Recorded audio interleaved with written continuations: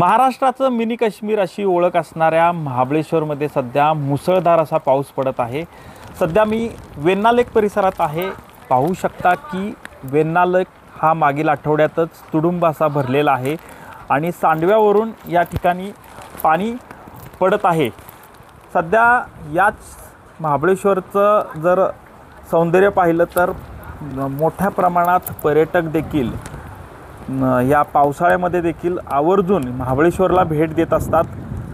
याच वेण्णा तलावातून महाबळेश्वरला आणि पाचगणीला पाणी पुरवठा केला जातो आणि सध्या हा तुडुंब भरल्यामुळं महाबळेश्वरमध्ये देखील ग्रामस्थांमध्ये समाधानाचं वातावरण आहे।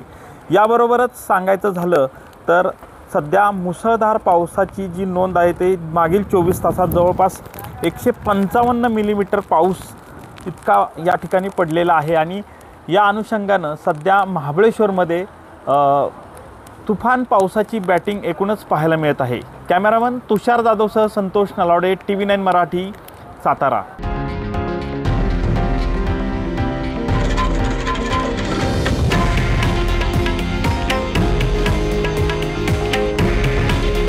हे आहे देशातील नंबर 1 न्यूज नेटवर्क आणि आपण पाहत आहात TV9 मराठी।